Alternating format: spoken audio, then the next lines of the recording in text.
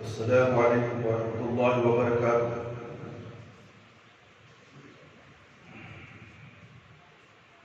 أعوذ بالله من الشيطان الرجيم. بسم الله الرحمن الرحيم. إن الحمد لله نحمده ونستعينه ونستغفره ونعوذ بالله من شرور أنفسنا ومن سيئات أعمالنا. فمن يهده الله فلا مضل له ومن يضلل فلا هادي له وأشهد أن لا إله إلا الله وحده لا شريك له وأشهد أن محمدا عبده ورسوله. أعوذ بالله السميع العليم من الشيطان الرجيم من همزه ونفخه ونفسه. بسم الله الرحمن الرحيم. يا أيها الذين آمنوا اتقوا الله حق تقاته ولا تموتن إلا وأنتم مسلمون. يا أيها الناس اتقوا ربكم الذي خلقكم من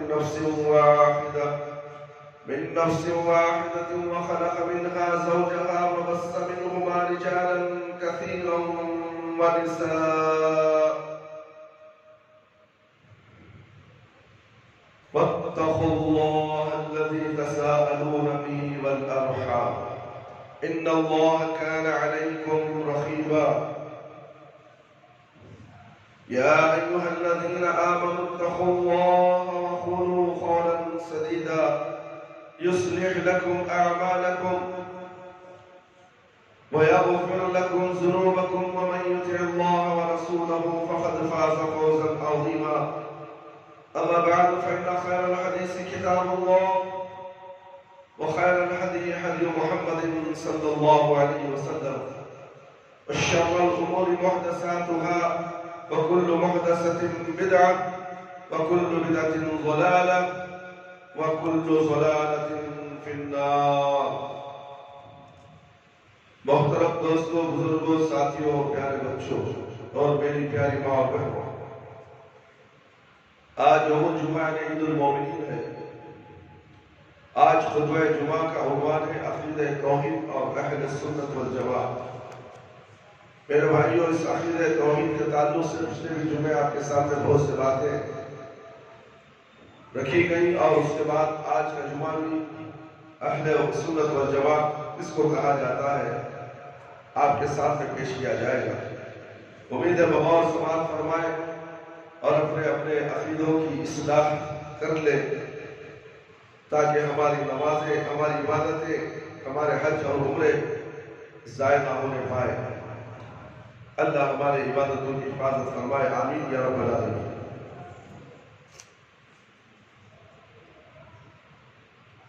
عرباز بن ساریہ رضی اللہ عنہ بیان کرتے ہیں کہ نبی کریم صلی اللہ علیہ وسلم نے فرمایا فَإِنَّهُ مَنْ يَعْشْ مِنْكُمْ بَعْدِي فَسَيَرَى اخْتِلَافًا كَثِيرًا فَعَلَيْكُمْ بِالسُّنَّةِ وَسُنَّةِ الْخُلَفَاءِ الرَّاشِدِينَ وَالْمَهْدِيِّينَ وَسُنَّةِ الْخُلَفَاءِ الرَّاشِدِينَ الْمَهْدِيِّينَ. صحیح سنن ابی داؤد کی روایت ہے، اور تم میں سے جو میرے بعد زندہ رہے گا بلا شبہ امت میں بہت زیادہ اختلاف دیکھے گا. بس اس وقت تم پر میری سنت، میرا طریقہ اور منہج اور میری سیرت کو عملاً مضبوطی سے تھامے رکھنا لازم ہے، اور ہدایت یافتہ خلفائے راشدین کے طریقوں اور منہج کو بھی بلا التزام تھامے رکھنا چاہیے. الجماع کا لفظی معنی الجماع کا کلمہ الجماع سے ماخوذ ہے، اور اس کا معنی ہوتا ہے بعض کو بعض کے ساتھ ملاتے ہوئے ایک چیز کو کسی دوسری چیز کو ضم کرنا کہا جاتا ہے. میرا بھائی 2 رکعت نماز پڑھ سکتے. چنانچہ کہا جاتا ہے یعنی ایکجا اور جماع کی الفاظ الجماع الاجتماع سے بھی مشتق ہے، اور یہ لفظ اشتقاق سے تفرق اور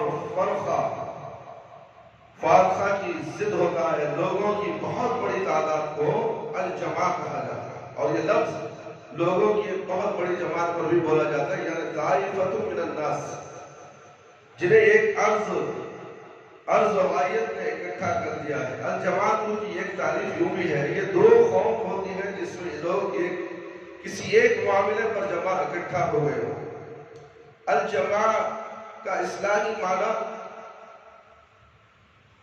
لفظ الجماع کا اصطلاحی معنی ہوتا ہے اہل اسلام کی جماعت، اور المسلمین اہل ایمان و اسلام سے مراد امت محمدیہ علیہ الصحبہ تحیۃ والصلاۃ والسلام کے قرون مفضلہ والے اول صحابہ اکرام رضی اللہ اجمعین، پھر تعبیر اعظام، اور اس کے بعد احسان و اصلاح کے ساتھ تا قیامت ان کی راہ پر چلنے والے ائمہ علماء کرام رحمہ اللہ جمیعاً سلف صالحین کی جماعت، اخیار و اطہار کے جو صرف کتاب اللہ العزیز اور سنت رسول صلی اللہ علیہ وسلم پر ہی مجتمع تھے، اور یہ لوگ ظاہری طور پر بھی اسی طرح صراط مستقیم پر گامزن رہے۔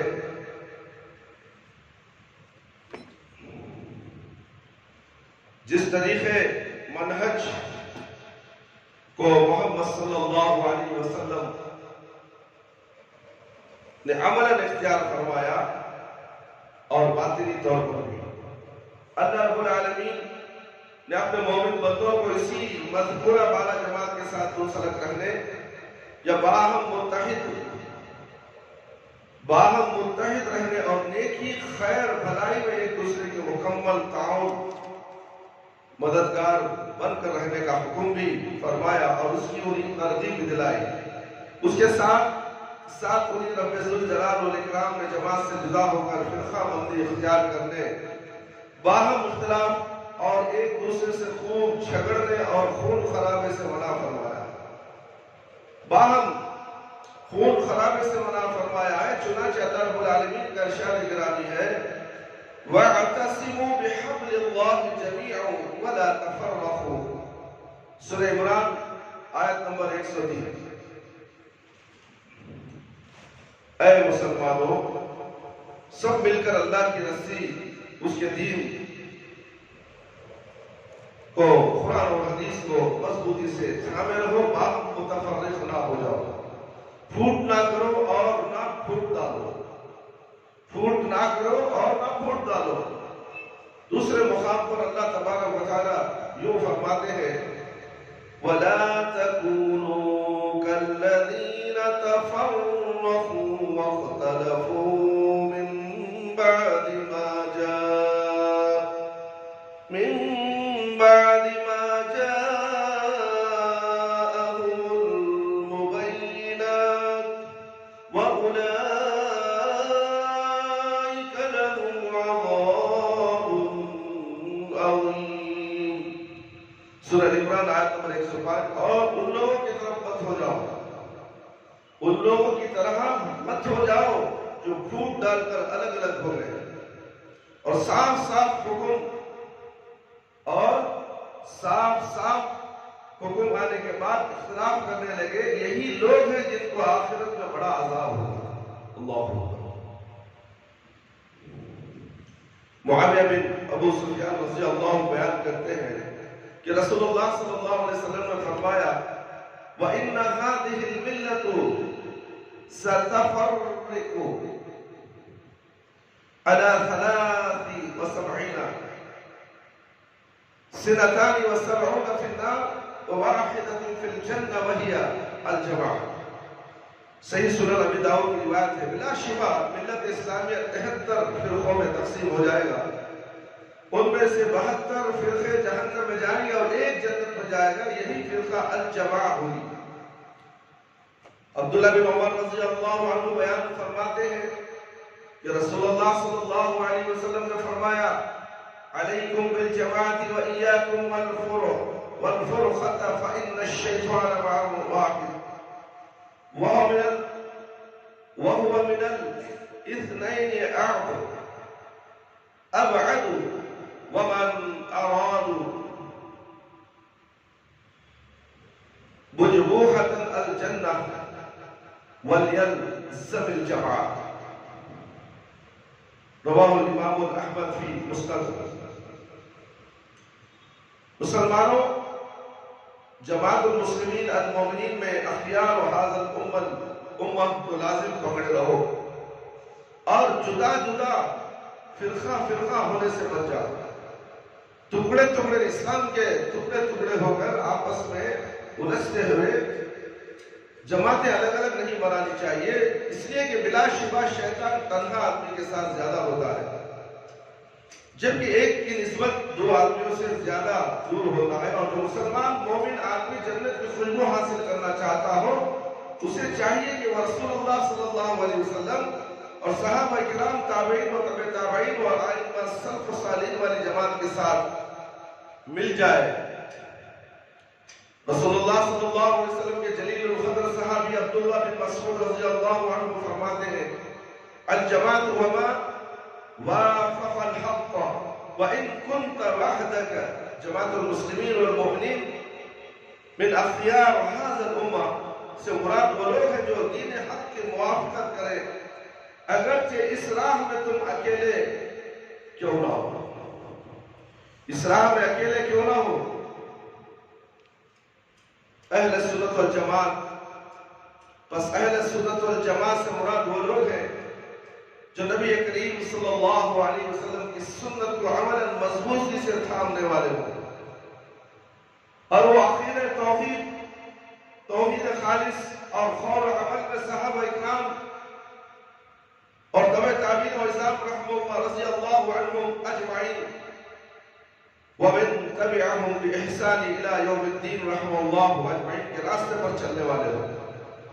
اور یہ اہل سنت والجماعت والے سلفی اہل حدیث وہ لوگ ہوتے ہیں جو اتباع محمدی علیہ الصلوۃ والسلام پر استقامت و استقلال سے چلنے والے اور بدعات اور خرافات کی راہ سے الگ تھلگ رہنے والے ہوں. اور اس جماعت اہل سنت والاہل حدیث کے لوگ ہر دور میں باقی حق کے ساتھ غالب اور قیامت تک اللہ عز و جل کے مدد یافتہ لوگ ہیں. لوگ ہوتے رہیں گے، چنانچہ لوگوں کی اتباع اور ان سے مل کر رہنا سیدھی راہ ہدایت اور ان کا اختلاف کرنا گمراہی. اہل سنت و جماعت و اہل سنہ والاحادیث اہل حدیث کے ساتھ مل کر رہنے کا اللہ کے نبی صلی اللہ علیہ وسلم حکم دے رہے ہیں. اگر تم سے ان سے جدا ہو گئے تو تم گمراہی میں پڑ جاؤ گے.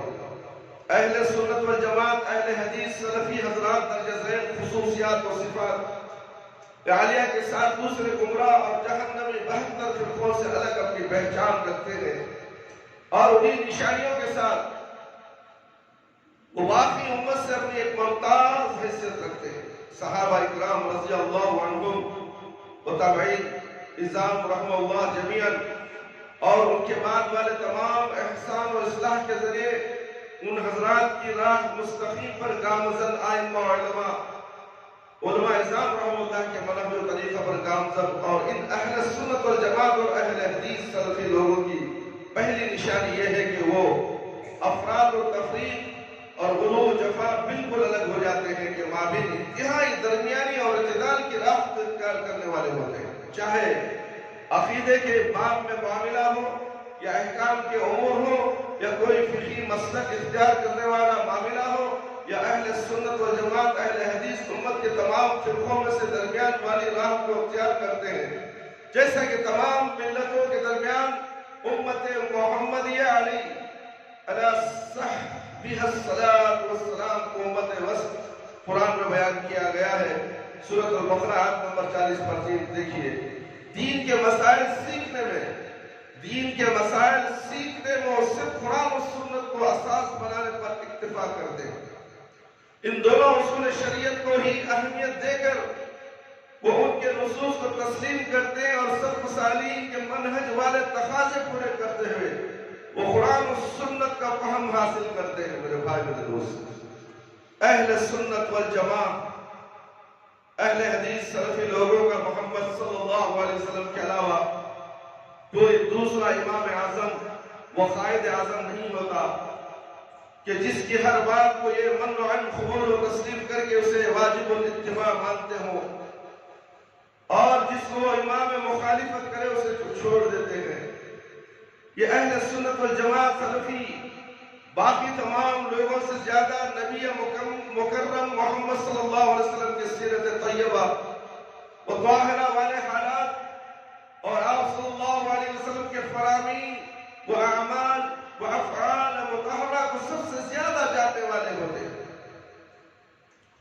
اس لیے یہ حضرات امت کے تمام لوگوں سے زیادہ سنت مطہرہ سے سخت محبت کرنے والے ہوتے ہیں، سنت کی اتباع پر بہت زیادہ حریص ہوتے ہیں، اور سنت پر شدت سے عمل کرنے والوں کے ساتھ دوستی اور محبت میں دوسروں سے بڑھ کر ہوتے ہیں۔ چوتھی بات یہ ہے میرے بھائی میرے دوست، دین حنیف کے بارے میں جھگڑوں سے وہ مکمل طور پر بچتے ہیں، اور اس طرح کے جھگڑالو لوگوں سے علیحدگی اختیار کرنے والے ہوتے ہیں۔ حلال اور حرام کے مسائل میں وہ جدال پیدا کرنے اور اپنے رائے قائم کرنے سے الگ تھلگ رہتے ہیں، دین اسلام میں وہ پورے کے پورے داخل ہوتے ہیں۔ پانچویں بات، اہل سنت والجماعت اہل حدیث سلفی کی ایک اور پہچان ہے میرے بھائی، تمام سلف و صالحین و اکرام و تعظیم ہوتے ہیں، تمام سلف و صالحین کی اکرام و تعظیم ہوتی ہے، ان کا یہ اعتقاد ہوتا ہے کہ سلف و صالحین کا طریقہ دوسروں کی نسبت خطاؤں سے زیادہ بچا ہوا، صحیح سالم، زیادہ علم والا اور زیادہ حکمت اور دانائی والے اوصاف کے ساتھ مستحکم ہوتا ہے۔ یہ سلفی اہل سنت والجماعت اللہ عز و جل کی صفات کے بارے میں تعویل کرنے اور آیات و احادیث صحیحہ کے غلط معانی اور مفاہیم کو بیان کرنے کا سختی سے انکار کرتے ہیں۔ یہ لوگ شریعت مطہرہ کے مکمل طور پر فرمانبردار ہوتے ہیں، اور اس کے ساتھ ساتھ عقل پر آیات اور احادیث صحیحہ کے نصوص کی دخل کو مقدم جانتے ہیں، یعنی جہاں کوئی آیت کریمہ یا صحیح احادیث آ گئی وہاں کسی قسم کی تعویل اور جعلی فقہ کی کوئی گنجائش نہیں مانتے۔ عقل یعنی فقہ، تفقہ فی الدین اور تمام علوم و معارف کو قرآن و سنت کے نصوص شریعہ کے تابع کر دیتے ہیں۔ کسی ایک مسئلے میں وارد ایک سے زیادہ نصوص کے درمیان یہ اہل سنت سلفی جماع و تطبیق سے کام لیتے اور متشابہ آیت اور احادیث اور مسائل کو محکم آیات اور احادیث پر پیش کرتے ہیں۔ آٹھویں بات، یہ لوگ ان صالحین کے لیے خدو اور نمونہ ہوا کرتے ہیں جو راہ حق کی طرف رہنمائی چاہے اور صراط مستقیم کے لیے رہنمائی کے طلبگار ہو۔ یہ مرتبہ مقام اہل سنت والجماعت اہل حدیث سلفی لوگ حق پر اپنے ثابت قدمی، عقیدہ توحید خالص کے تمام امور کے ساتھ ان کی مکمل موافقت اور اعتقادی امور میں عدم مداخلت، علم اور عمل عبادت کے درمیان تطبیق دینے، یعنی جو کچھ قرآن و سنت سے سیکھتے ہیں اسی پر عمل کرتے ہیں۔ قرآن و حدیث سے جو سیکھا جاتا ہے اسے پہلے عملی میدان میں لایا جاتا ہے، اسے میدان میں سیکھنے کے بعد اس پر عمل کرنا بہت ضروری سمجھتے ہیں۔ اسی طرح اللہ عز و جل پر مکمل توکل اور اسباب کے اصول و واقف کے درمیان تطبیق دینے، حلال اور جائز وسائل کے ذریعے دنیاوی امور میں کوئی حد مقرر کے بغیر وسعت دینے اور دنیا کے بارے زہد و وداع اختیار کرنے کے مابین بھی ترغیب دینے، اللہ کے خوف، امید، اللہ کے لیے محبت، اللہ کے لیے بغض و عناد کے مابین بھی ترغیب دینے، اہل ایمان و اسلام کے لیے نہایت نرمی اور رحم دلی اور کافروں پر مکمل شدت اور غصے کے درمیان بھی جماع و تطبیق دینے، اور زمان و مکان کے بدلنے سے ان کے صریح تفصیل صراط مستقیم عدم اختلاف کے ساتھ حاصل کرتے ہیں۔ بلا شبہ سلف و صالحین کے منہج و طریق پر عمل پیرا یہ لوگ اسلام اور سنت اور جماعت کے بغیر اپنا کوئی دوسرا نام نہیں رکھتے۔ اہل حدیث اور سلفی بھی انہی معنی میں ہے۔ صحیح سلفی عقیدہ توحید خالص دین حنیف اور سنت نبوی علی صح بہا الصلاۃ والسلام کے نشر کرنے اور اس کی تعلیم و تدریس پر یہ لوگ بہت حریص ہوتے ہیں۔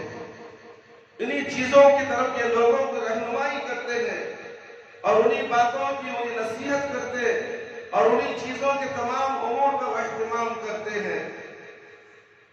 اپنی دعوت، اپنے عقائد و اعمال صالحہ، اپنے قول اور تحریروں اور خطبات پر پہنچنے والی تکالیف اور مسائل پر یہ لوگ سب سے زیادہ اور سب سے بڑے صبر کرنے والے ہوتے ہیں۔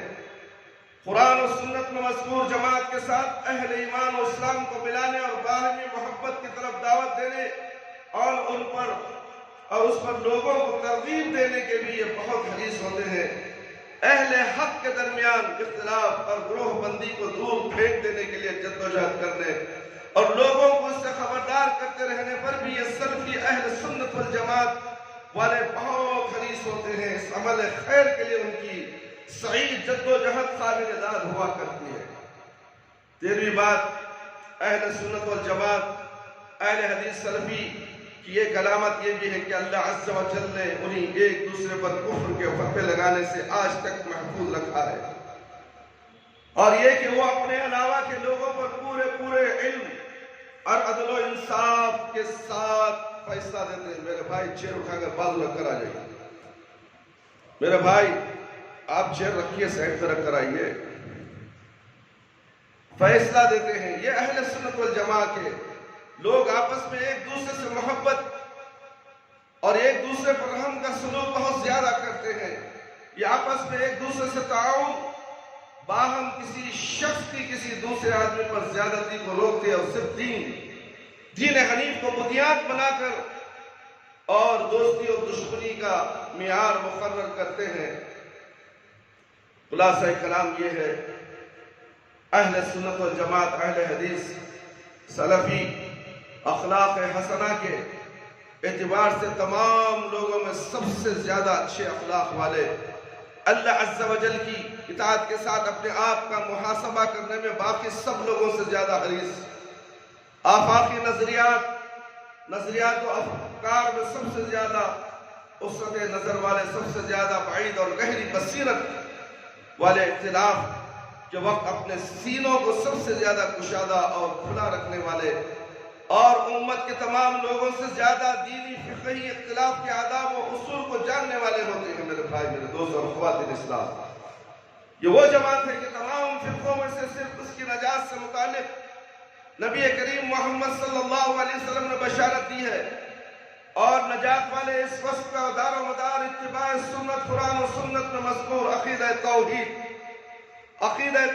خالص، عبادت کے صحیح طریقے اور اس کے مضبوط صراط مستقیم والی مکمل رہنمائی، مسلک حق پر استقامت سے گامزن رہنے، اخلاق حسنہ کو اختیار کیے رکھنے اور اہل ایمان و اسلام کی اس جماعت کے ساتھ مکمل طور پر منسلک رہنے کے ساتھ جو عین قرآن و سنت والی سلفی منہج پر عمل پیرا ہو پر ہے۔ اس طرح اس تعریف کے ساتھ اہل سنت والجماعت کی تعریف اور توصیف سلف صالحین کی تعریف سے قطعاً باہر نہیں ہے، اور ہم یہ جان چکے ہیں کہ سلف صالحین وہ لوگ تھے جو کتاب اللہ العزیز الحمید پر مکمل عمل پیرا اور سنت رسول صلی اللہ علیہ وسلم کو مضبوطی سے عملاً و علماء و عملاً تھامے ہوئے تھے۔ اس بنا پر سلف صالحین صحابہ اکرام رضی اللہ عنہم و تابعین اعظام رحمہ اللہ ہی وہ اصل اہل سنت والجماعت ہے کہ جن کو نبی معظم صلی اللہ علیہ وسلم نے اصطلاح کے معنی میں مراد دیا تھا، اور وہ سب لوگ اہل سنت والجماعت کہلائیں گے جو ان سلف صالحین کے منہج و طریقے پر علماء عمل پیرا ہوں۔ یہ خاص معنی ہوا اہل سنت والجماعت کی اصطلاح کا۔ بس اس معنی و مفہوم کے بنا پر اس تعریف سے ہر وہ فرقہ، طائفہ اور گروہ خارج ہو جاتا ہے جو بدعت و خرافات کو اختیار کرنے والا ہو، اور خواہشات نفسانیہ کے پیچھے چلنے والوں کی ہر جماعت بھی اس مفہوم اہل سنت والجماعت سے خارج ہے، جیسا کہ خوارج، جہمیہ، قدریہ، معتزلیہ، مرجیہ، روافض وغیرہ اور تمام اہل بدعت اور خرافات وہ جو ان باطل فرقوں، طریق و منہج پر چلتے ہیں۔ یہاں السنہ بالمقابل البدعہ سے ہے، اور الجماع برعکس الفرقہ کے احادیث مبارکہ میں مذکور اہل سنت والجماع کو لازم پکڑے رہنے سے مراد یہی بالا کلمات و معانی والی جماعت ہے، اور اسی جماعت حقہ سے الگ ہونے سے احادیث کو منع کیا گیا ہے۔ درج ذیل آیت کریمہ کی تفسیر میں قرآن حکیم کے ترجمان عبداللہ بن عباس رضی اللہ عنہ یہی معنی اور یہی مفہوم بیان کیا ہے۔ اللہ عز و جل کا فرمان گرامی قدر ہے، یوم تبیض وجوہ وتسود وجوہ فأما الذین اسودت وجوہهم أكفرتم بعد إيمانكم فذوقوا العذاب بما كنتم تكفرون۔ سورہ عمران آیت نمبر 106۔ جس دن کچھ چہرے سفید ہوں گے اور کچھ کالے ہوں گے تو جن کے منہ کالے ہوں گے ان سے کہا جائے گا تم تو ایمان لائے بعد پھر کافر ہو گئے تھے، کافر ہو گئے تھے نا، اب کو کفر کے بدلے عذاب کا مزہ چکھو۔ یہ قرآن کریم کی آیت ہے میرے بھائی میرے دوست۔ ابن عباس رضی اللہ عنہ اس آیت کی تفسیر میں فرماتے ہیں تبیض وجوہ اہل السنت والجماعت وتسود وجوہ اہل بدعت والفرقہ۔ قیامت والے دن اہل سنت والجماعت، اہل حدیث سلفی جماعت کے چہرے سفید چمکدار ہوں گے، جبکہ بدعتی فرقوں کے چہرے سیاہ ہوں گے۔ یعنی یہاں مذکورہ بالا آیت کی تفسیر پہ تفسیر ابن کثیر دیکھ لیجئے۔ السلف الصالحین، سلف صالحین کا کلمہ اصطلاحاً اہل سنت والجماعت کے مطروف متعارف ہم معنی استعمال ہوتا ہے۔ اسی طرح درج ذیل اصطلاحات کا اطلاق بھی اہل سنت والجماعت اور ہوتا ہے اہل الاثر، اہل الحدیث، الطائفۃ المنصورہ، الفرقۃ الناجیہ، اہل اتباع، اہل الاتباع۔ یہ نام اور ان ناموں کا اہل سنت والجماعت پر اطلاق علماء سلف، صحابہ اکرام و تابعین اعظام رضی اللہ عنہم اجمعین ومن تبعهم بإحسان الى یوم الدین رحم اللہم جمیعا، اسناد پورے تسلسل کے ساتھ تاہم ہم تک پہنچا ہے۔ یعنی یہ نام اور یہ اصطلاحیں ہمارے دور کی یا پچھلی کسی صدی میں اس دور کے لوگوں کی اختراع نہیں ہے۔ سلف صالحین کا عقیدہ و اتباع کے لیے کیوں سب سے مقدم ہے؟ دراصل صحیح عقیدہ توحید و رسالت ہی اس دین حنیف کی اساس اور بنیاد ہے، اور دین کی ہر وہ عمارت جو اس اساس بنیاد سے ہٹ کر تعمیر کی جائے گی اس کا انجام تباہی اور اس عمارت کے گر جانے کے سوا کچھ نہ ہوگا۔ چنانچہ اسی اصول کے پیش نظر عقیدہ توحید خالص اور عقیدہ ختم المرسلین کے متعلق نبی کریم صلی اللہ علیہ وسلم کا اس کو مضبوط بنیادوں پر قائم کرنے اور اپنے صحابہ اکرام رضوان اللہ علیہم اجمعین کے دلوں میں اسے خوب راسخ کرنے کے لیے اپنی پوری حیات طیبہ میں جد و جہد اور پورا اہتمام ہمیں دکھائی دیتا ہے۔ یہ اہتمام انتہائی مضبوط اساس اور پتھر کی طرح ٹھوس بنیاد پر جلیل القدر لوگوں اور دنیا کی سب سے اعلیٰ صفات والے مردان باصفا کی جماعت کو اختیار کرنے کی خاطر تھا۔ قرآن عزیز و حکیم مکہ مکرمہ میں مسلسل 13 سال تک تھوڑا تھوڑا کر کے حسب ضرورت اترتا رہا، اور اس دوران قرآن عظیم صرف ایک ہی سب سے بڑے مسئلے کے بارے میں گفتگو کرتا تھا کہ جو کبھی بدلا نہیں جا سکتا۔ اس طرح اللہ عز و جل کے لیے توحید خالص والے عقیدہ اور صرف اسی ذات اقدس کے لیے ہر طرح کی عبادت کا مسئلہ تھا۔ اسی عقیدہ توحید خالص کے لیے اور اسی کی اہمیت کے پیش نظر نبی مکرم محمد صلی اللہ علیہ وسلم مکہ میں نبوت کے مکمل 13 سال تک صرف اسی کی دعوت دیتے رہے، اور اسی اساس اور بنیاد پر اپنے صحابہ، اصحاب اور اطہار اور اخیار کی تربیت فرماتے رہے۔ شرک و خرافات بدعات بالکل پاک و صاف عقیدہ کھول کر بیان کرنے کی اہمیت و فرضیت کے لیے سلف صالحین کے عقیدے کو خوب پڑھنے اور اس کا مطالعہ کرنے کی اہمیت نہایت واضح ہو جاتی ہے۔ اسی طرح لوگوں کو عقیدہ صافی کی طرف واپس لانے والے راستے میں دعوت اللہ والے نہایت عمدہ عمل، مسلمانوں کو جماعتوں کے اختلافات اور فرقوں کی گمراہیوں سے نجات دلانے والے عمل عظیم کی ضرورت کے پیش نظر بھی سلف و صالحین کے عقیدہ صافی کے دراسہ و مطالعہ کی اہمیت بہت بڑھ جاتی ہے۔ عقیدہ توحید کی طرف دعوت دینے والوں پر سب سے پہلے یہی عمل واجب ہوتا ہے کہ وہ اس کی طرف دعوت دے، ایک اللہ کی طرف دعوت دے، ایک نبی صلی اللہ علیہ وسلم کی شریعت پر عمل کرنے والا بنائے۔ یہ اصل دعوت ہے میرے بھائی میرے دوست، کسی کی طرف نسبت نہیں، کسی کی جماعت کی طرف، کسی کے مسلک کی طرف دعوت ہرگز نہ دے۔ دعوت دینا ہے تو خالص اسلام توحید عقیدہ توحید کہ توحید کی طرف، خالص توحید کی طرف دعوت دے۔ یہ سلف صالحین کا منہج ہے۔ اس عقیدہ توحید وہ خالص وہ رسالات ختم الانبیاء کہ کچھ ایسے امتیازات اور کچھ ایسی نہایت قیمتی اور نایاب قسم کی خصوصیات ہیں کہ ان کے مطالعہ اور اختیار سے ان کی قیمت کا پتہ چلتا ہے، اور ان کو لازم کر لینے کی ضرورت و اہمیت واضح ہوتی ہے۔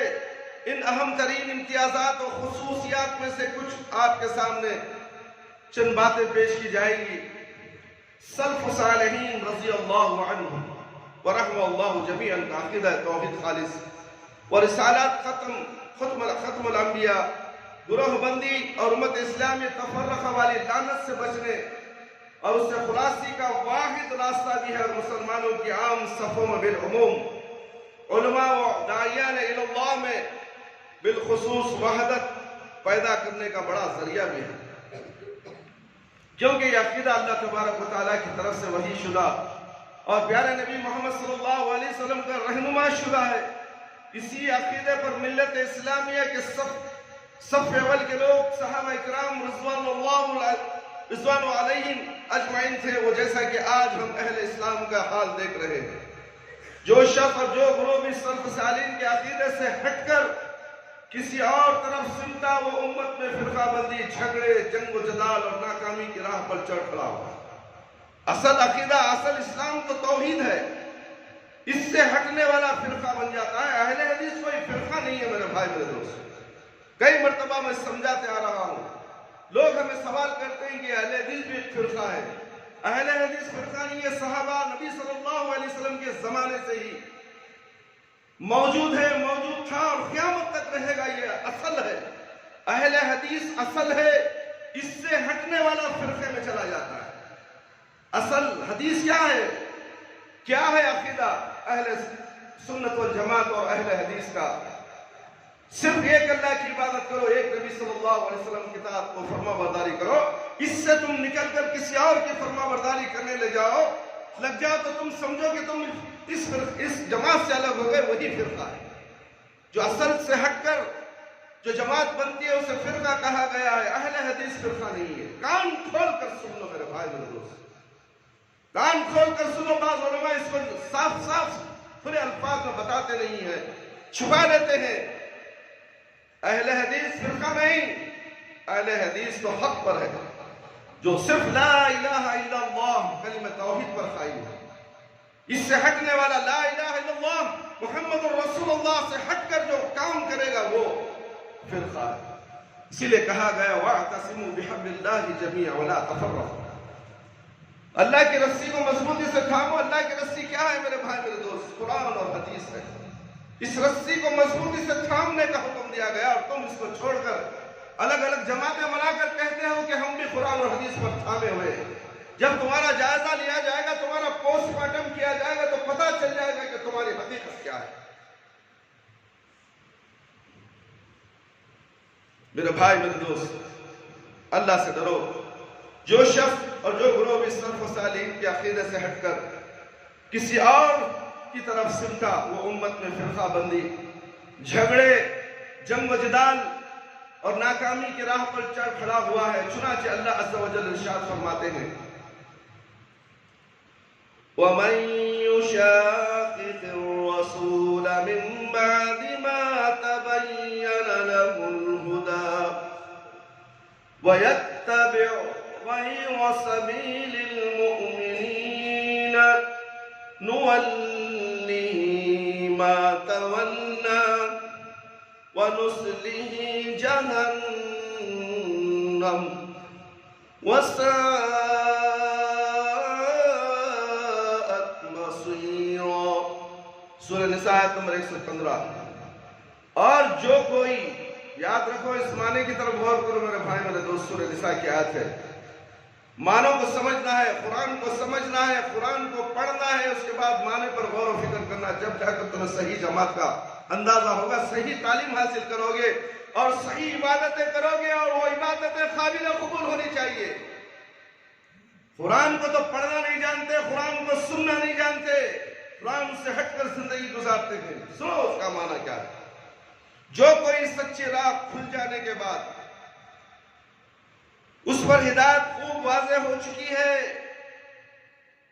رسول اللہ صلی اللہ علیہ وسلم کی مخالفت کرے اور مسلمانوں کے راستہ کے سوا کوئی دوسرا راستہ اختیار کرے، ہم اس کو اسی راہ پر چلنے دیں گے، اس حال پر چھوڑ دیں گے، اور آخرت میں اس کو دوزخ میں لے جا کر ڈال دیں گے، اور وہ بری جگہ ہے واپس پلٹ کر جانے کی، اس جگہ سے واپس آنے کا راستہ ہی نہیں ہے، وہ جہنم اللہ نے تیار کی ہے۔ جو اس عقیدے سے ہٹ کر کوئی اور جماعتوں میں منسلک ہے، عقیدہ توحید، سلف صالحین، اہل حدیث، یہ سب ایک ہی نام ہے میرے بھائی میرے دوست۔ یہ عقیدہ سلف صالحین مسلمانوں کے صفوں میں اللہ کا تقوی پیدا کر کے اٹھے، انہیں مضبوط بناتا ہے، ان کے درمیان وحدت کو پیدا کرتا ہے، اور دین حنیف کے بارے میں حق پر ان کے کلمے کو ایک کرتا ہے۔ اس لیے کہ یہ عقیدہ اللہ عز و جل کے درجہ ذیل فرمان کو عملاً قبول کرواتا ہے۔ فرمایا اور اے ایمان والو، اللہ کی رسی، اس کے دین حنیف اور قرآن و سنت و جماعت المسلمین والمؤمنین کو مضبوطی سے عملاً تھامے رہو، اور آپس میں فرقہ نہ ہو جاؤ، باہم پھوٹ کا شکار نہ ہو جاؤ۔ اس لیے بلا شبہ مسلمانوں کے درمیان اختلاف کے اسباب میں سے اہم ترین سبب ان کے منہج کا جدا جدا ہونا، اور ان کے نزدیک علم حاصل کرنے کے مصادر و مراجع کا قرآن و سنت کے علاوہ کوئی تعداد میں ہونا، کئی تعداد میں ہونا، جیسے کہ اپنے ہی وضع کردہ اصول فقہ، علم منطق، علم فلسفہ اور علم تعلیل وغیرہ۔ تو جیسا کہ صدر اول خیر القرون میں یہ بات محقق تھی، امت اسلامیہ کو ایک وحدت میں لانے کے لیے سب سے بڑا ذریعہ عقیدہ اور علوم کے منبع صرف قرآن و سنت میں ان کو ایک جگہ کرنا ہی ہو سکتا ہے۔ اگر ایسا نہیں ہے تو امت کو اکٹھا نہیں کیا جا سکتا۔ جو امت قرآن و سنت پر نہیں آئے گی اسے اکٹھا نہیں کیا جا سکتا۔ جو لا الہ الا اللہ محمد رسول اللہ کے بیانر تلے نہیں آئے گی، اخلاص کے ساتھ معنی اور مفہوم کو سمجھ کر اس پر عمل نہیں کرے گی، وہ جماعت کی ایک جماعت ہرگز نہیں بن سکتی۔ میرے بھائی، بلا شبہ عقیدہ سلف صالحین کے جو وحی من اللہ، ہدایت رسول صلی اللہ علیہ وسلم پر مبنی ہے، مسلمان آدمی کو براہ راست اللہ تبارک و تعالیٰ اس کے حبیب و خلیل نبی ختم الانبیاء محمد رسول اللہ صلی اللہ علیہ وسلم کے ساتھ اور دونوں کی محبت و تعظیم کے ساتھ مضبوطی سے جوڑ دیتا ہے۔ سلف صالحین والا عقیدہ توحید خالص و عقیدہ ختم رسالت، دین و دنیا کے جمیع معاملات میں اللہ عز و جل اس کے محبوب پیغمبر محمد النبی الکریم صلی اللہ علیہ وسلم سے پیش قدمی کرنے اور اپنی یا دوسرے کسی بھی شخص کی رائے اور فہم کو مقدم، یہ عقیدہ سلف صالحین مسلمانوں کی صفوں میں اللہ کا تقوی پیدا کر کے انہیں مضبوط بناتا ہے، ان کے درمیان وحدت کو پیدا کرتا ہے، اور دین حنیف کے بارے میں حق پر ان کے کلمے کو ایک کرتا ہے۔ اس لیے کہ یہ عقیدہ اللہ عز و جل کے درجہ ذیل فرمان کو عملاً قبول کرواتا ہے۔ فرمایا اس لیے بلا شبہ مسلمانوں کے درمیان اختلاف کے اسباب میں سے اہم ترین سبب ان کے مناہج کا جدا جدا ہونا اور ان کے نزدیک علم حاصل کرنے کے مصادر وہ مراجع کا قرآن و سنت کے علاوہ کئی تعداد میں ہونا، جیسا کہ اپنے وضع کردہ اصول فقہ، علم و منطق، علم فلسفہ اور باطل، علم تعویل وغیرہ کا، تو جیسا کہ صدر اول خیر القرون میں یہ بات محقق تھی، امت اسلامیہ کو ایک وحدت میں لانے کے لیے سب سے بڑا ذریعہ عقیدہ اور علوم کے منبع صرف قرآن و سنت میں ان کو یکجا کرنا ہی ہے۔ اگر ایسا نہیں تو وہ امت کو اکٹھا نہیں کیا جا سکتا۔ مسلمان آدمی کو براہ راست اللہ تبارک و تعالیٰ اور اس کے حبیب و خلیل نبی ختم الانبیاء محمد صلی اللہ علیہ وسلم کے ساتھ اور دونوں کی محبت و تعظیم کے ساتھ مضبوطی سے جوڑ دیتا ہے سلف صالحین والا عقیدہ توحید، وہ عقیدہ ختم رسالت، دین و دنیا کے جمیع و معاملات میں اللہ عز و جل اور اس کے محبوب پیغمبر محمد نبی کریم صلی اللہ علیہ وسلم سے پیش قدمی کرنے اور اپنی یا دوسرے کسی بھی شخص کی رائے اور فہم کو مقدم کرنے سے روک دیتا ہے۔ یعنی اس عقیدہ صافی کو اپنا لینے سے مومن مسلمان آدمی ہمیشہ اپنے تمام معاملات اللہ عز و جل اور اس کے آخری پیغمبر محمد صلی اللہ علیہ وسلم کے احکام کو ساری دنیا کے لوگوں میں مقدم رکھتا ہے، اس لیے کہ نفسانی خواہشات اور شکوک و شبہات والے شیطانی کھیل سے بہت دور رہتے ہوئے سلف صالحین کے عقیدہ صافی کا منبع اور مصدر قال اللہ و قال الرسول صلی اللہ علیہ وسلم ہوتا ہے۔ یعنی ان کا عقیدہ فلسفہ اور منطبق اور عقلی فنون جیسے اجنبی و غیر اسلامی اثر انداز ہونے والے نقوش اور نشانات سے بالکل خالی ہوتا ہے۔ ان کے ہاں ایمان و عمل کے صرف اور صرف کتاب اللہ العزیز، سنت رسول صلی اللہ علیہ وسلم، بس صلی اللہ علیہ وسلم علی النبی محمد وآلہ وازواجہ ورضی اللہ عنہ واصحاب اجمعین۔ اس عقیدہ صافی کی خوب یہ ہے کہ انتہائی سہل، آسان اور نہایت واضح ہے، نہ ہی تو اس میں کوئی اشکال و اشتباہ اور نہ ہی کوئی پوشیدگی۔ یہ عقیدہ صافی ہر طرح کے الجھاؤ و پیچیدگی اور نصوص شریعہ کی تحریف و تعویل سے بہت دور ہے۔ اس عقیدہ توحید خالص و عقیدہ ختم رسالت کو دل و جان سے باندھنے والا شخص شیطانی حملے اور وسوسے سے بے فکر، اس کا نفس نہایت اطمینان والا، شکوک و اوہام اور شیطانی وسوسوں سے بہت دور رہتا ہے۔ سلفی عقیدے والا مومن مسلمان ٹھنڈی آنکھ والا آدمی نہایت خوش رہتا ہے، اس لیے کہ اس امت اسلامیہ کے نبی آخر الزماں محمد صلی اللہ علیہ وسلم کے صراط مستقیم اور آپ صلی اللہ علیہ وسلم کے اصحاب و اطہار و اخیار امت رضی اللہ اجمعین کی راہ ہدایت پر گامزن ہوتا ہے۔ چنانچہ اللہ جل ارشاد فرماتے ہیں، اللہ رب العالمین ارشاد فرماتے ہیں، انما المؤمنون الذین آمنوا باللہ ورسولہ ثم لم يرتابوا وجاهدوا بأموالهم وأنفسهم في سبيل الله أولئك هم الصادقون۔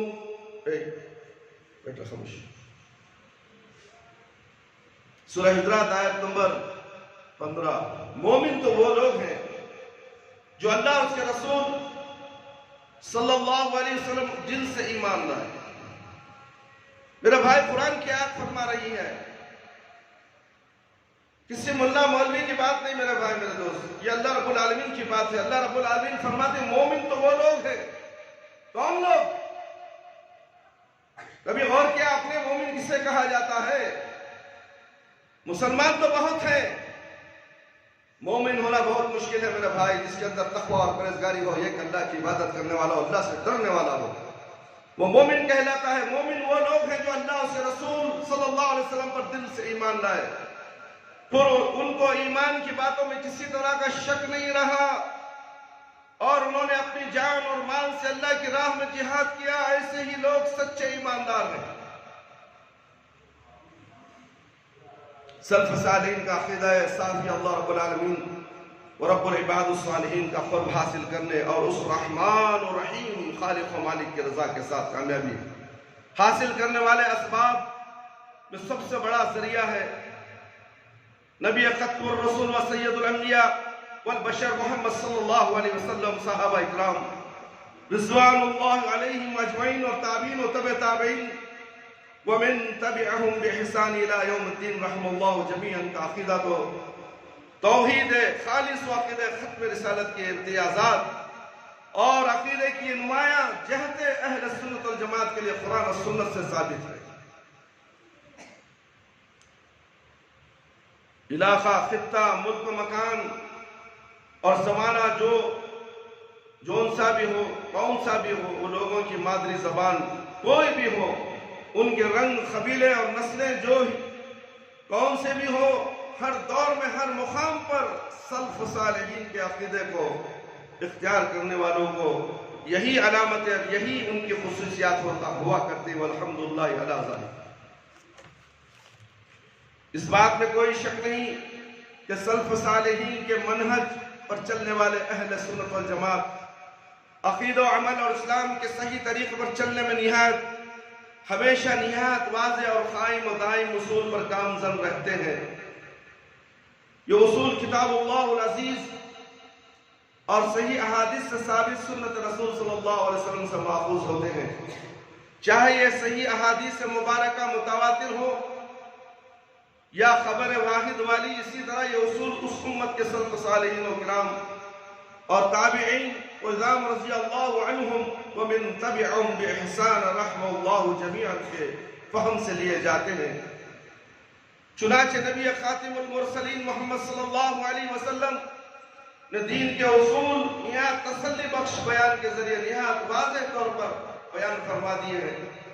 اس لیے کسی بھی شخص کو اس بات کی اجازت نہیں ہے کہ وہ ان اصول میں کسی نئی چیز کا اضافہ کرے اور وہ اس بات کا گمان بھی رکھتا ہو کہ اس کا اضافہ اپنی ایجاد کردہ بدعات دین کا حصہ ہے۔ اہل سنت والجماعت نے ہمیشہ انہی اصولوں کو علماً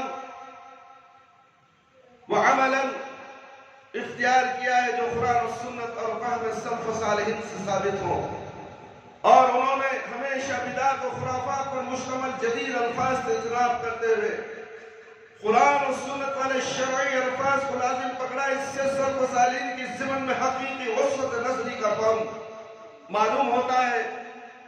ذیل میں اہل سنت والجماعت سلف صالحین و اہل حدیث کے ہاں دین کے اصول کو مختصراً بلا اجمال بیان کیا جاتا ہے۔ میرے بھائی، میرے دوست، ایمان اور اس کے اراکین بلا شبہ اہل سنت والجماعت سلف صالحین کا اصول ایمان میں عقیدہ، ایمان اور تصدیق اللہ عز و جل کی وحدانیت بدون شرکت غیر اور محمد بن عبداللہ صلی اللہ علیہ وسلم کی رسالت ختم و نبوت میں کسی آمیزش کے بغیر ہوا کرتا تھا۔ اور یہ درجہ ذیل احادیث کے موجب کے جس کی خبر نبی مکرم صلی اللہ علیہ وسلم نے دی اور اسے حدیث جبرائیل کہا جاتا ہے، اپنے 6 ارکان کے ساتھ واضح رہے۔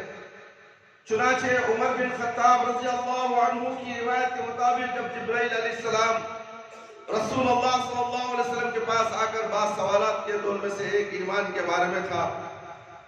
جواب میں نبی معظم صلی اللہ علیہ وسلم نے فرمایا ان تؤمن باللہ وملائکتہ وکتبہ ورسلہ والیوم الآخر وتؤمن بالقدر خیرہ وشرہ۔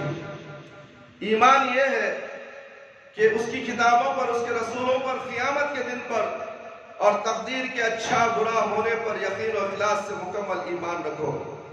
دیکھیں صحیح بخاری اور صحیح مسلم کی روایت ہے۔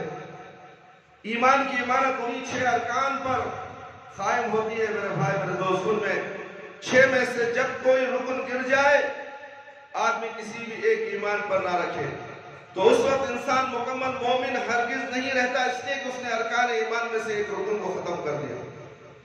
بس ایمان تمام کے تمام ارکان کے ساتھ ہی قائم رہتا ہے، بالکل اسی طرح جیسے کہ عمارت اپنے تمام ارکان، تمام دیواروں، ستونوں پلروں کے بغیر قائم نہیں رہ سکتی. یہی مذکورہ بالا 6 اموری ارکان ایمان ہے اس صحیح ترین صورت میں، جس پر کتاب اللہ العزیز و سنت رسول اللہ الکریم صلی اللہ علیہ وسلم نے دلائل پیش کیے ہیں. ایمان ان سب کا رکن کے بغیر ہرگز پورا نہیں ہوتا، اور کوئی شخص ان ارکان میں سے کسی کے بارے میں کسی طرح کا جھگڑا کرے وہ خطاً مومن نہیں ہے. اللہ عز و جل پر ایمان کا معنی ہے اللہ تبارک و تعالیٰ کی ذات اقدس کے بارے میں قطعی اور یقینی تصدیق کے ساتھ کہ 7 آسمان سے اوپر 6 اور اس کی ذات کو لائق ویسا وہ اپنے عرش عظیم پر مستوی ہے، اور اس کی کرسی تمام انسانوں اور زمین کو گھیرے ہوئے. تمام صفات کمال اور عظمت والی صفات عالیہ کے ساتھ اس کے متصف ہونے پر یقین و محکم عبادت کی تمام انواع و اقسام اور سب کی سب عبادات میں صرف اسی ایک اللہ وحدہ لا شریک لہ کو حقدار جاننا اور ماننا، اور اس یقین محکم و ایمان باللہ کے ساتھ دل کا اس قدر کامل اطمینان حاصل ہونا کہ اس کا اثر انسان کی عملی زندگی میں نمایاں نظر آئے، اور اللہ عز و جل کے احکام و اوامر کا التزام اور اس کے منع کردہ کاموں اور چیزوں سے مکمل اجتناب عملی زندگی میں بھی دکھائی دے. یعنی اقرار باللسان، صدیق بالقلب اور عمل بالجوارح کے ساتھ مسلمان آدمی اپنے ایمان کو مکمل کرے. یہ وضاحتی شروط ہی دراصل عقیدہ اسلامیہ کی بنیاد اور اس کا خلاصہ ہے. یہی دین اسلام کی اول ہے، اور عقیدے کے تمام ارکان کی نسبت بھی اسی اصل اول کی طرف ہے، اور سب کے سب ارکان اور ایمان اسی اصل کے تابع ہیں. بس اللہ رب العالمین خالق و مالک کائنات اور السماء و بینہما کی ہر معاملے میں وحدانیت اور عبادت کے لیے صرف اسی کے ہی حقدار ہونے پر یقین و محکم وہ ایمان و راسخ کا مکمل مفہوم پایا جانا ایمان باللہ ہے. اسی لیے کہ اس کی ذات اقدس میں کسی قسم کا شک نہیں، بصورت شک و شبہ ایمان نہیں، ایک طرح کا کفر ہے. اور اللہ عز و جل کی ذات اقدس کے اپنے عرش عظیم پر مستوی ہوتے ہوئے تمام کائنات کے سب جہانوں کے ایک فرد کے ہر حصے اور ذرے ذرے کا علم رکھنا، اور ہر چیز پر مکمل قدرت رکھنا، اور تمام جہانوں کے تمام امور کی مکمل و غیر ناقص تدبیر کرنا، فطرت عقل اور شریعت محسوسات کے ذریعے پوری طرح اور ادراک و علم آتی ہے. اللہ عز و جل کی ذات و صفات عالیہ اور حاکمیت ارض السماء بینہما میں اس کی وحدانیت شعور اور غیر شعور والی تمام مخلوقات سے سرزد و تمام قسم کی عبادات میں اسی کی الوہیت اور اس سے اسماء و صفات اعظمہ میں کسی اور کے شریک معاون نہ ہونے پر یقین محکم و ایمان جازم بھی ایمان باللہ العزیز الحکیم ہے. اور یہ ایمان باللہ کے تکمیل و توحید خالص کی 3 اقسام کے اقرار ان پر مکمل عقیدہ رکھنے اور ان کا علم حاصل کرنے سے ہوتی ہے. اور یہ اقسام درج ذیل ہے میرے بھائی میرے دوست. توحید ربوبیت، توحید الوہیت، توحید اسماء و صفات.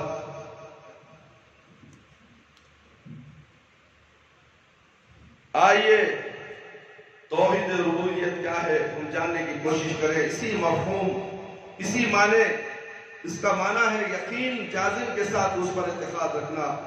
ایک اللہ عز و جل ہی ہر چیز کا خالق، رازق، نگران و نگہبان، پروردگار، مدبر الامور، معبود برحق اور مالک ہے. یہ توحید ربوبیت ہے میرے بھائی. ان تمام اوصاف جلیلہ کی ملکیت میں کوئی بھی اس کا شریک، سانجی، معاون، مددگار، حصہ دار نہیں ہے.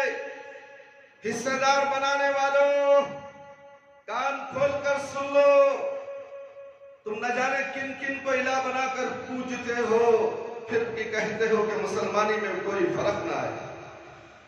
الوہیت ربوبیت کیا ہے ابھی سمجھا نہیں تم نے؟ سمجھو، غور سے سنو میرے بھائی، عقیدے کی اصلاح کر لو، عقیدے کی اصلاح کر لو، عقیدے کی اصلاح کر لو۔ جس نے اپنے عقیدے کی اصلاح نہیں کی اور اس کی عبادتیں برباد ہو جائیں گی، اس کے عمل برباد ہو جائیں گے، صرف دھڑ نام کا مسلمان رہے گا، مرنے کے بعد سیدھا کوئلہ ہو جائے گا، جہنم کی تپش کے اندر جل کر راکھ ہو جائے گا۔ ایک اللہ کی عبادت کرنا ضروری ہے، اس لیے عقیدے کی اصلاح بہت ضروری ہے۔ عقیدے کی اصلاح جس کی نہیں ہے، پچھلے جمعہ بھی ہم نے عقیدہ توحید کے بارے میں بیان کیا، اور آج بھی اسی کوئی کو ہم نے لے کر آپ کے سامنے کھڑے، مگر لوگ ہیں کہ سننے سے بیزار کرتے ہیں۔ یہاں تو اللہ کی بھی، اللہ کے رسول کی بات ہوتی ہے، بعد میں جائیں گے آخری میں جا کر 2 رکعت پڑھ لے گا، جی ارے بھاڑ میں لی تمہاری اصل۔ یہ تو جمعہ کا دن ہے میرے بھائی، آپ کو معلوم ہے جمعہ کتنی بڑی اہمیت رکھتا ہے۔ جمعہ کے دن چھٹی لے لو، چھٹی۔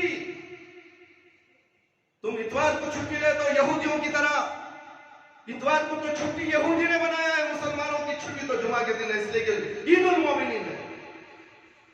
جب بقرعید آتی ہے، رمضان آتی ہے، تم کاروبار کرتے ہو، تم چھٹی لیتے ہو، جمعہ کے دن چھٹی کیوں نہیں لیتے؟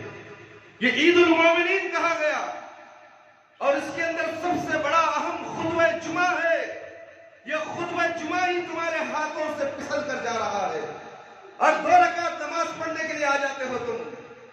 اصل بات تو اس مسجد سے بیان کی جاتی ہے، اس اصل بات جاننے کے لیے تیار نہیں۔ یہ ہمارے اولیاء اللہ سے ہٹاتا ہے۔ یہ مسجد میں اولیاء اللہ کون کہتا ہے؟ اولیاء اللہ سے ہٹاتا ہے۔ اولیاء اللہ کون؟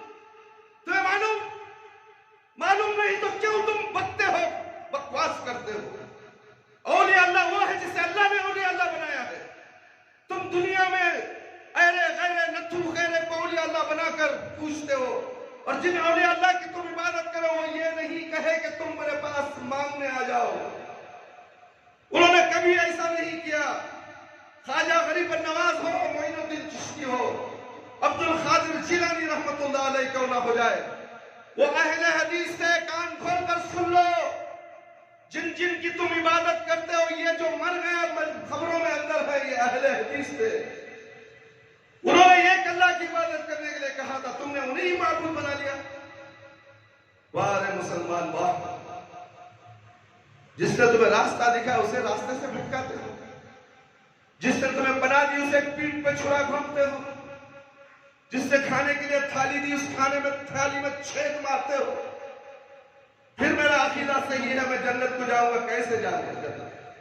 کیسے جاؤ گے میرے بھائی؟ جنت اتنے آسانی سے نہیں ملنے والی۔ انسان پیدا ہوتا ہے، 7 سال کی عمر سے اسے دین سمجھایا جاتا ہے، 10 سال میں ہوتی ہے تو اسے مار کر دین اور نماز پڑھایا جاتا ہے، 12 سال میں اس کا بستر الگ کیا جاتا ہے۔ یہ ترتیب ہوتی ہے دین کی تعلیم کی، مگر کہاں ہے وہ مسلمان جو اپنے بچوں کو اسی تعلیم سے آراستہ کرے؟ مدرسے تقویٰ تعلیم القرآن میں بچوں کو تعلیم و تربیت دی جاتی ہے، مگر اس مدرسے سے چڑ ہے لوگوں، مدرسے سے چڑ کیا؟ اللہ کی طرف بلانا، پیارے نبی صلی اللہ علیہ وسلم کی طرف بلانا جرم ہے۔ ایسے تم جرم سمجھتے ہو اسے؟ تقویٰ کو جاؤ نہ کو، تقویٰ کو جاؤ نہ کو، تقویٰ میں پڑھاؤ نہ کو، ارے تقویٰ میں تالا لے سو تمہیں۔ یہ آواز باہر کی ہمارے کانوں میں آتی ہے میرے بھائی میرے پر، پھر دیکھے تو السلام علیکم مولوی صاحب۔ جب باہر نکلتا ہوں تو لوگ سلام کرتے ہیں، مگر پیچھے چرا چھوڑتے ہیں۔ یہ مسلمان جسے دیکھ کے شرمائے یہود، ایسے مسلمان کی اللہ ضرورت نہیں میرے بھائی۔ خالص اسلام اخلاص کے ساتھ اللہ رب العالمین کو پہچانو، ورنہ تو تمہاری ہوا پھٹ جائے گی، اور پھٹ رہی ہے میرے بھائی۔ ظالم بادشاہوں نے تمہارے مسلمانیت کو ہلا کر رکھ دیا، روزی تنگ کر دی تمہیں، تمہارا کھانا پینا حرام کر دیا، تمہیں جو غذا کھاتے ہو تمہارے لیے حرام کر دیا۔